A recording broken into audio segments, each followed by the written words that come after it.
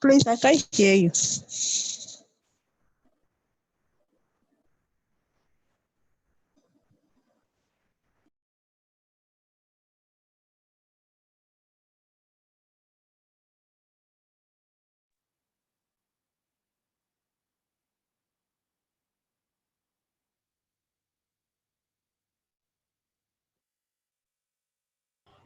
Please, I can't hear you. Same here too. Likewise me.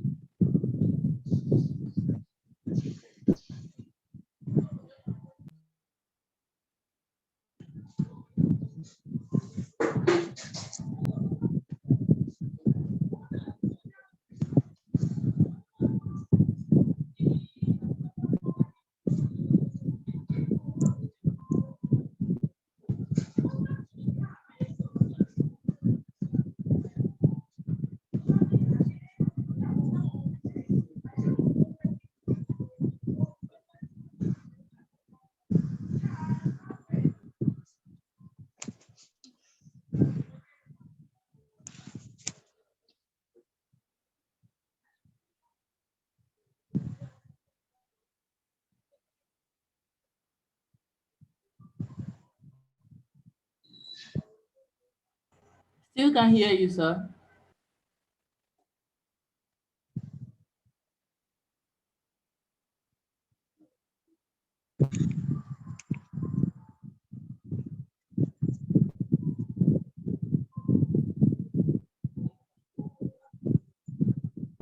Sorry. So can you hear me now? Hello? Yes. Okay. Sorry, Yeah. sorry. Yes, we can hear you. So sorry about that. Thank you. All right. So we're saying that the line graph, pie chart, histogram, bar chart, table can be given together. At least you could have two. In some cases, you could have three. They can work together. Those ones highlighted. Please, if your mic is on, please unmute mute it. So those ones highlighted in yellow can be given in conjunction with others that are highlighted in yellow. You can have two line graphs, pie chart, histogram. You can have themselves times 2 or times 3. You can also have them with others, like they kind of like move or roll with other ones. But those ones in yellow only roll with themselves. I mean, in green, those ones in green only roll with themselves. They don't roll with others. You can't have flowcharts and line graph. No. At once you have two flowcharts. At once you have two maps. I hope you understand. Please, if you understand, raise your hand. Let's move on, especially if you're writing general.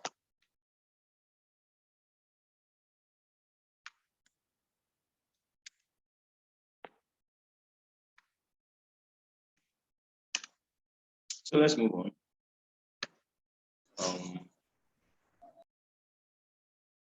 Let's move on. So task 2. Now, the only difference between academic and general in writing is in task 1. Just task 1. Every other thing is task 2 is the same. You are going to have to write the same task 2, regardless of whether you are writing academic or general, if you write on the same day. Okay, so task 2, you write on the same day. So task 2 could either be any of what task 2 would be opinion essay. To give you any of opinion essay, which some people call argumentative essay. Okay,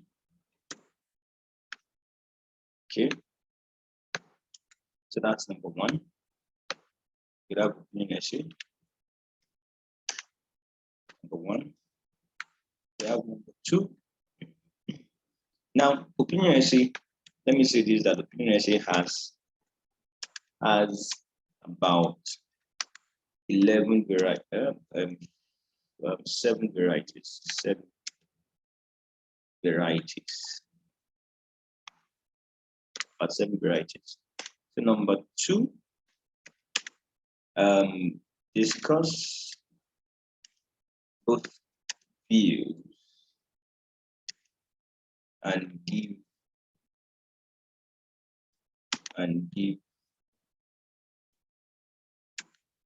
your opinion. So here there are about 2 views, 2 varieties.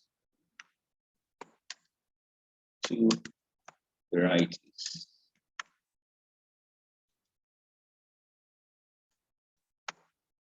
Two varieties. So number 3, you have the one where they say problem, to discuss problem and give solution. Number 4, there is one where they ask you to discuss advantages and disadvantages.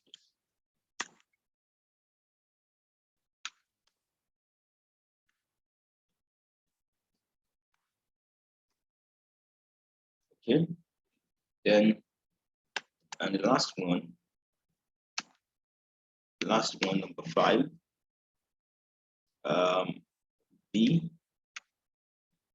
you have one that says you discuss, okay, that I call hybrid. I call it hybrid. Some people call it multiple question. Let's see. All right, so now if you look at this one after the other, you find out that you have about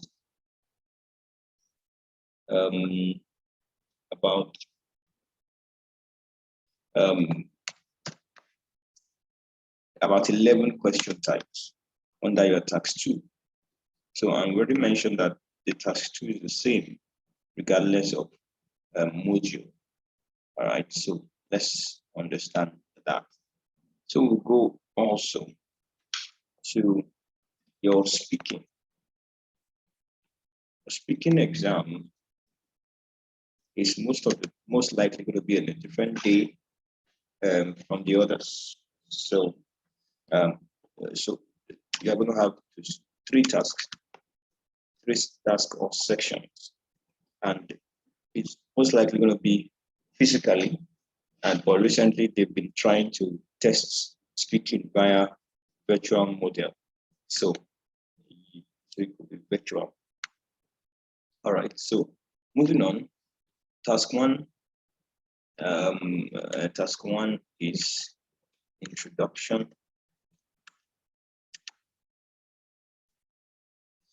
Interview. That's 1. Then 2, you have individual long-term.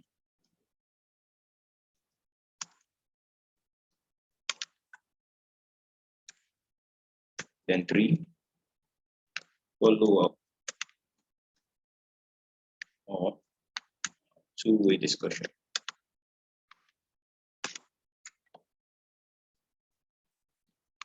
Now, your speaking exam is in just 15 minutes. Now, what are the questions they are going to ask you? Here, they ask you about personal stuff questions. Personal questions like your work, where you live, your hometown, your hobby, whether you like movie. Then they ask you questions about they ask for your opinion on some matters. Do you like this? Do you like that? What do you think about this? What do you think about that? So you have that particular one. Individual long term, they give you a question and they ask you to describe something. So you have to describe something. Describe a time when you know, blah, blah, blah, blah, blah. So they ask you to describe. Then questions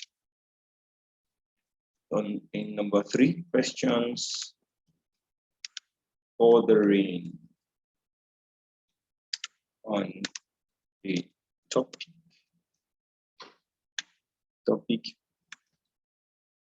discussed in 2 will be asked. That's why they call it follow-up question. You're going to have some questions that are bordering on part 2 that will be asked. So if you look at all of this, okay, sorry, I forgot to mention that your writing task 1 is going to be 150 words. 150 words in, okay, at least 150 words in in 20 minutes. Okay. And here, please note that it's going to be 250 words at least.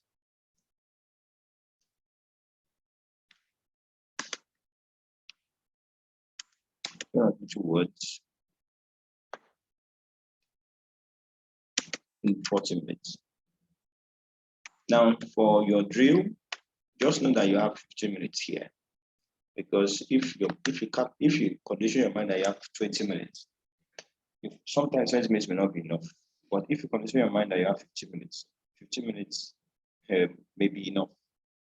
And here, if you condition your mind that you have 30 minutes, that might be all you need. All right. So for your drills, you'd better tell yourself that you are going to be given less time than the usual time. All right. So having said that, this is the breakdown of your IELTS exam. That's what you're going. These are what you should be expecting. All right. So I hope, is there anybody with any question? Let's hear your question if you have any.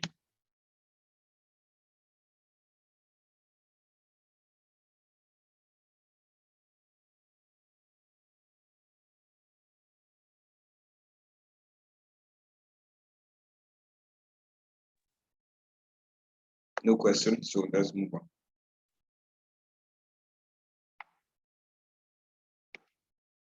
Now, the nurses or the medical people in class, I'm sure you are familiar with the term vital sign. If you're familiar with it, let's know what is vital sign.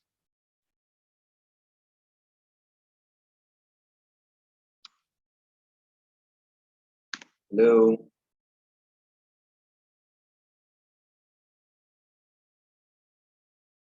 Hello.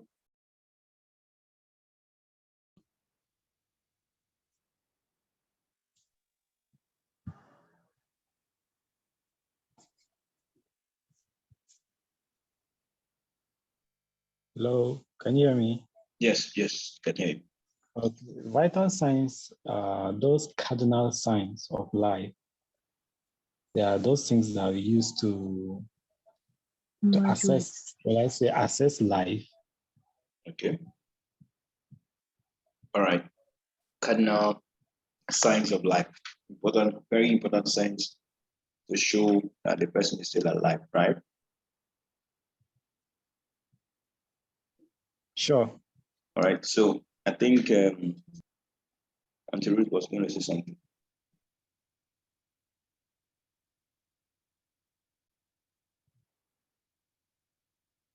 Ruth, are you there? Yeah, I'm here. So you're a nurse too. So can you have your own idea about vital signs? Is observing the cardinal sign as he mentioned using specific instruments. Okay. Now, in the same way, IELTS. Okay. If you want to go out there to find out whether there's such a topic under IELTS called vital signs, if you go online, you would not see anything like that.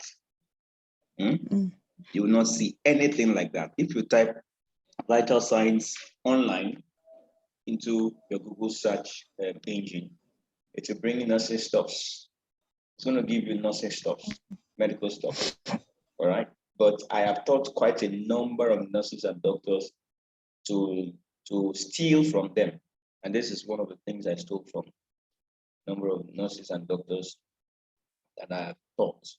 And what is, just as they have said, these are the indicators that you are going to write or you're going to have a good IELTS exam, or your score is going to be it's going to be good.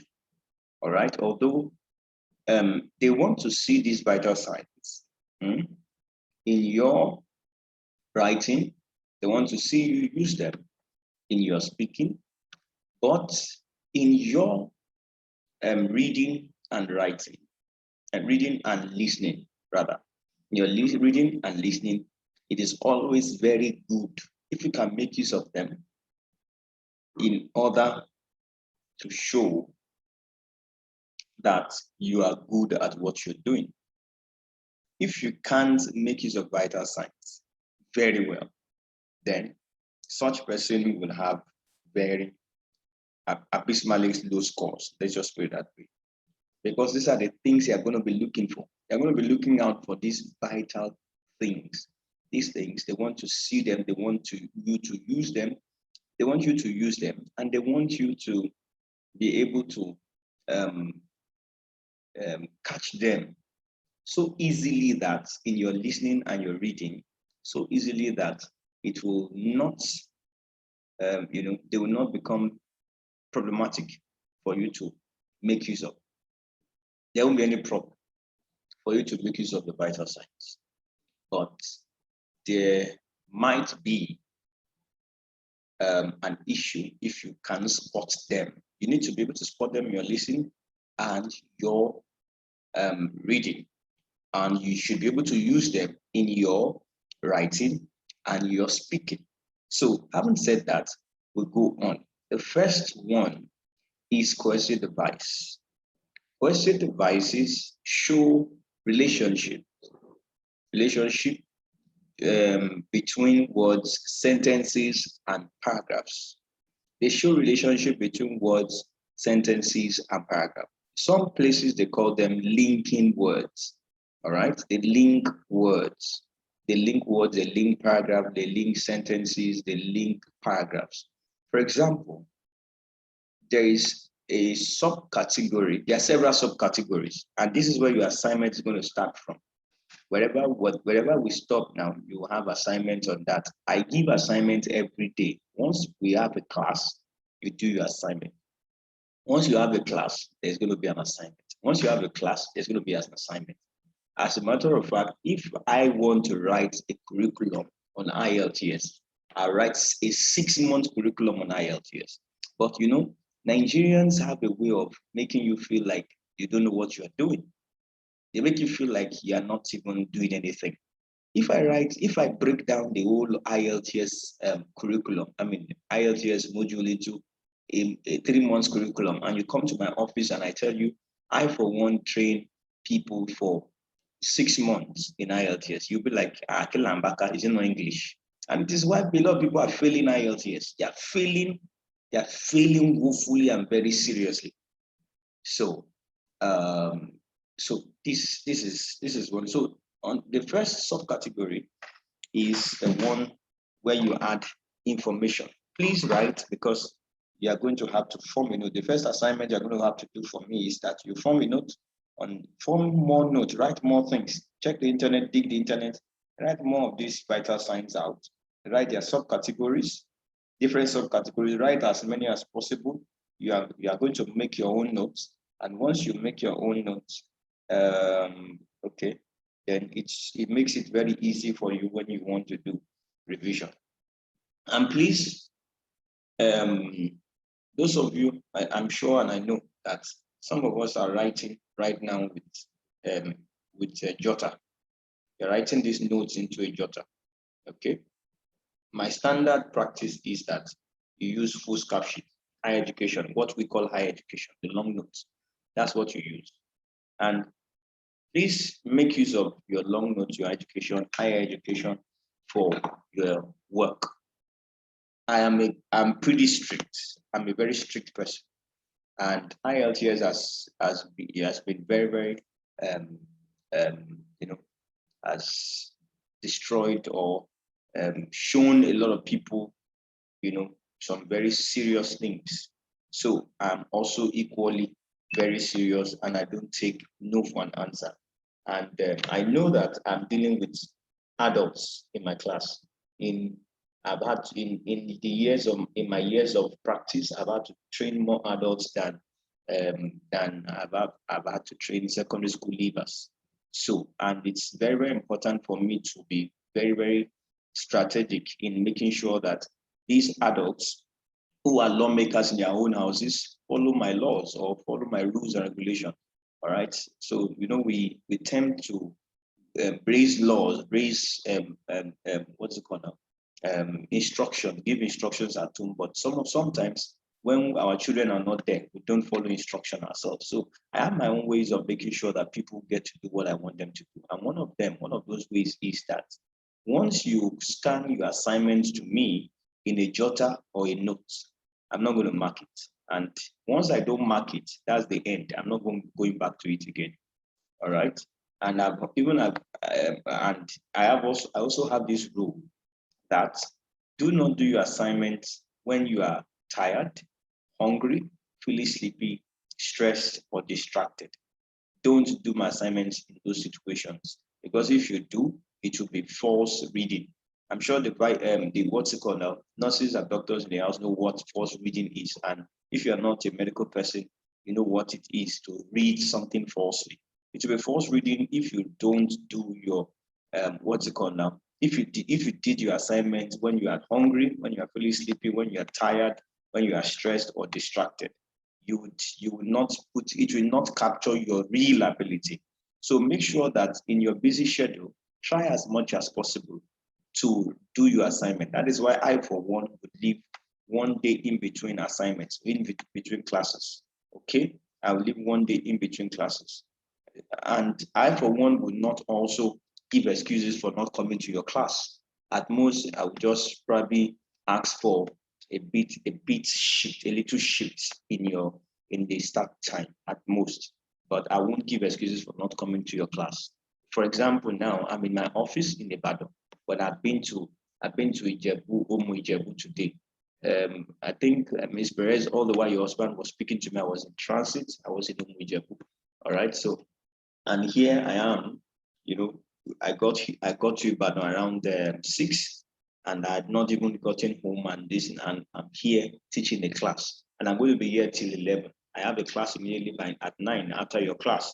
I don't give excuses for my class for not making my classes, and I don't want students to give me excuses for not doing my assignments. If you don't do my assignment as and when due, they don't get marked again. And let me tell you something, that these assignments that I give you are building blocks. All right. If you are building and you fail to put a column where you need to put a column, it becomes a problem on the long run. If there's anything you're supposed to do at a particular time at the stage of your building and you don't do it, it becomes a problem. If you get to window level and you don't put in lintel, it becomes a problem. If you get to the door post and you don't put a lintel, it becomes a problem. So you would definitely have that problem if you don't do that. It's not a cause. You have that issue if you don't do my assignment. I think in March, yes, I taught 2 nurses differently at different situations, different places. I taught one online. I taught her online, but she is based in Abeokuta, Police Clinic, Abeokuta. And I taught one in Ibadan, UCH. And the one in Ibadan, I'll go to her house quite late in the night.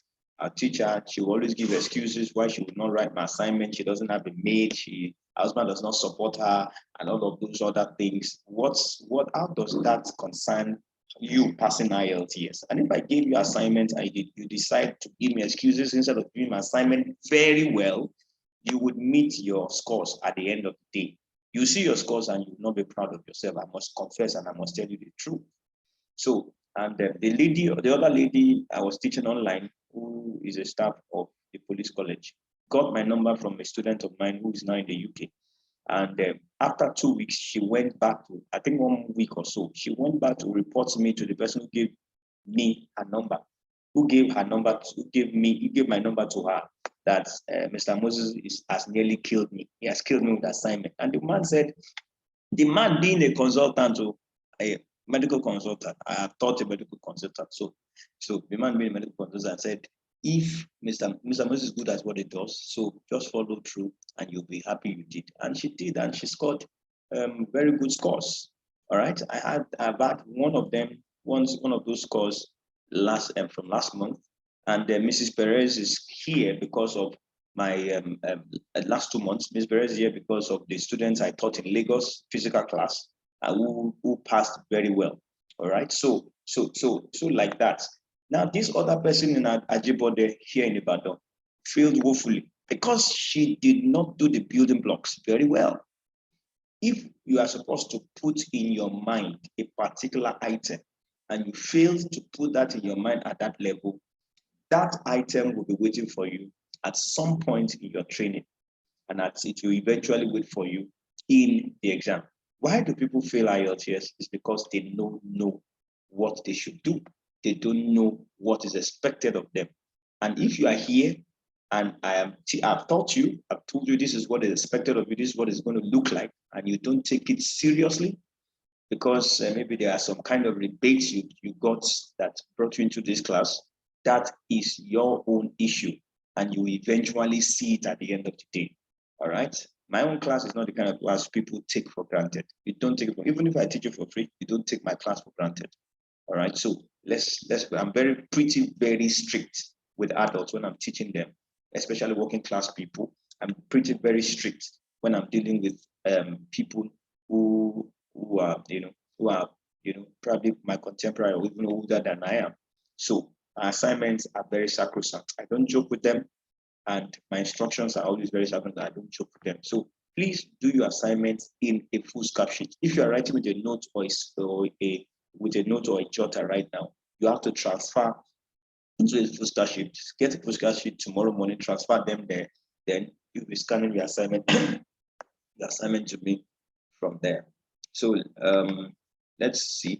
I just hope we still have some time. So we have 30 minutes, and let me see how I can quickly rush, at least for us to get some area to some point that would warrant us to do a very good assignments. So question device. So in addition, you say in addition to add more information to an already stated information.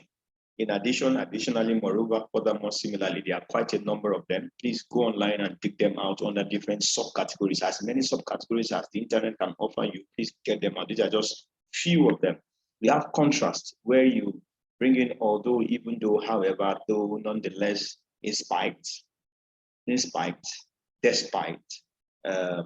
while, whereas, and the rest of them. The list is endless. So you have the ones for emphasis.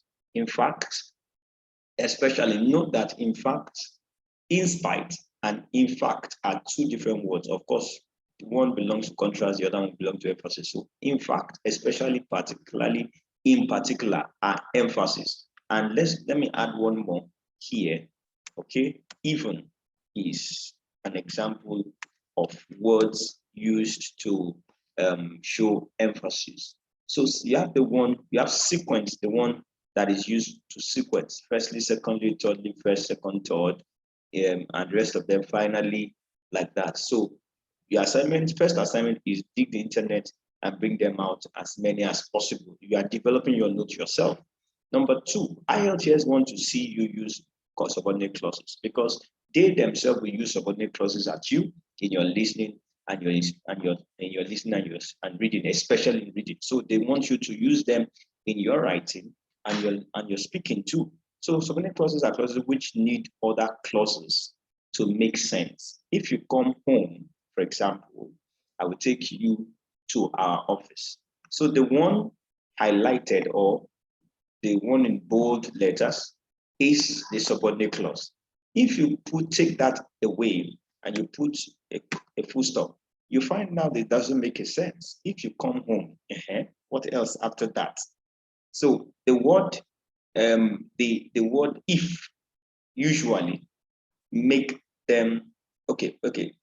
Certain words make clauses subordinate clauses.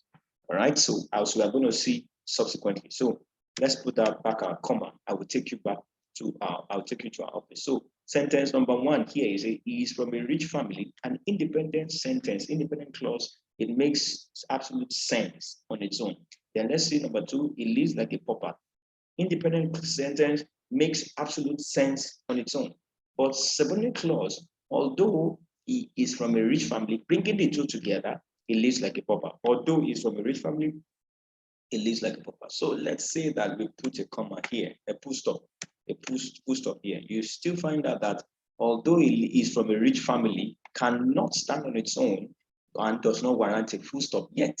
So you've got to, it has to rely on another body or another set of letters, set of words to be able to make sense. So, and if you look at it now, it is although we brought in the word although into that sentence, and that although typically makes it a subordinate clause. So subordinate clauses cannot stand on their own, and so and sometimes, or more often than not, coercive devices make subordinate clauses what they are. So these are an example. Despite being from a rich family, you find out that there's a change. Although and despite can be used interchangeably, but in their context, they are used differently. So that's why you have, despite being from a rich family, it lives like a pauper. So because despite is not the same thing as although they are used interchangeably. I hope you understand. If you don't understand, feel free to call me in order to get the correct, question or the correct understanding of what I'm talking about. I'm a teacher to the core. I have innate ability to teach by the grace of God, and I can do that to the best of my students' satisfaction. But if you tell me that you understand and you go back to do rubbish, and there we go fight too. So does anybody have any question? I think somebody's trying to call my attention. Anybody? So I think Ms. Ruth, your microphone is on. Anything? Yes. So can I get your this quickly? We have less than 1 minute to do that. So the assignment you're giving us now is to add more words to this. We have not even gotten to that point. We have not gotten to that point. Okay. So All right. just hold on. I'm just preparing your mind for when I'll tell you what the assignment is really. So let's log on back after as I close before they yank us off. But let's see whether there's miracle that they want to do. But they already alerted us, so they will still yank us off. So let's go before they pursue us. But so come back on as soon as possible.